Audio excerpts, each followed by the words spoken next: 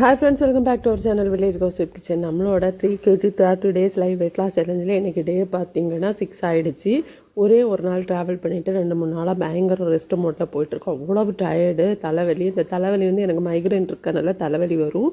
Weight check பண்ணிகிட்டே இருக்கேன், டேப்லெட்டும் எடுத்துகிட்டே இருக்கேன். வெயிட் எனக்கு பார்த்திங்கன்னா 75.8 வந்திருக்கேன். ஒரு 6 நாளில் வந்து நம்ம 1 கிலோவுக்கு மேலே வெயிட் லாஸ் பண்ணியிருக்கோம். நம்ம 3 கிலோ வெயிட் லாஸ் பண்ண ட்ரை பண்ணிகிட்ருக்கோம். ஸோ வெயிட்டு செக் பண்ணி முடிச்சதுக்கப்புறமா வந்து வெறும் வயிற்றில் தண்ணி குடிச்சிருந்தேன்.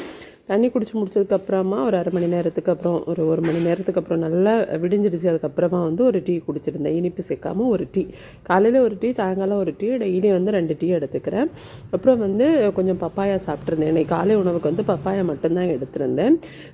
சாப்பிட்ணுன்னு தோணலை, சும்மா படுத்து தூங்கணும் அப்படிங்கிற மாதிரி இருந்துச்சு. கூடவே வந்து கொஞ்சம் கேக் ஆர்டர்லாம் இருந்துச்சு.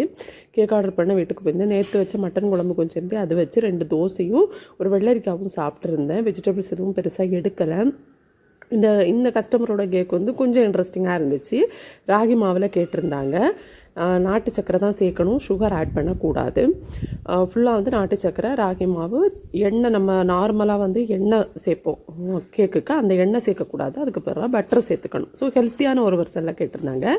நான் என்ன நினச்சேன்னா, சுகரில் மட்டும்தான் இந்த அளவுக்கு கன்சிஸ்டன்சி வரும் அப்படின்னு நினச்சேன். ஆனால் செம்மையாக வந்துச்சு. கேக்கோட அந்த கேக்கு பேட்டரை வந்து மிக்ஸ் பண்ணுறப்போ இந்த கன்சிஸ்டன்சி வந்தால் கேக் வந்து நல்லா சாஃப்டாக வரும். ஸோ அந்த கன்சிஸ்டன்சி வந்து கரெக்டாக வந்துச்சு நாட்டு சர்க்கரையிலேயே. அது ஒரு மெத்தடில் நான் செஞ்சுருந்தேன், ரொம்ப நல்லா வந்துச்சு. அப்புறம் வந்து க்ரீமெல்லாம் ரொம்ப சேர்க்காமல், சுகர் ஆட் பண்ணாமல் பண்ணுறதுனால நான் வந்து சாக்லேட் எல்லாம் சேர்த்து அந்த மாதிரி ஒரு டிசைனில் பண்ணி கொடுத்தேன்.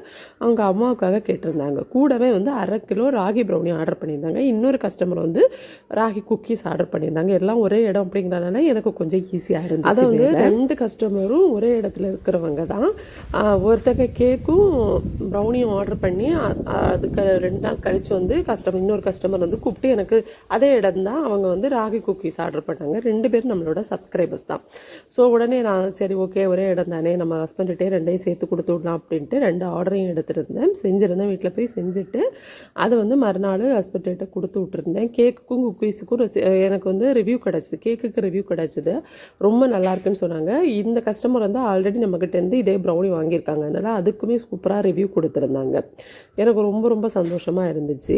டின்னருக்கு வந்து ஒரு ஆப்பிள் மட்டும் தான் எடுத்திருந்தேன். ஈவினிங் ஒரு கப்பு டீ குடிச்சிருந்தேன். எக்ஸசைஸ் பண்ண முடியலை, ஒரு 3 நாள் ஆகிடுச்சு எக்ஸசைஸ் விட்டு. இந்த கேக் ஆர்டர்லாம் இருக்கிறப்போ எக்ஸசைஸ் பண்ண டைம் இருக்காது. அன்றைக்கி ஃபுல் டே எனக்கு ஆர்டர் இருந்துச்சு, கொஞ்சம் கஷ்டமாக இருந்துச்சு, அதனால் எக்ஸசைஸ் பண்ணலை.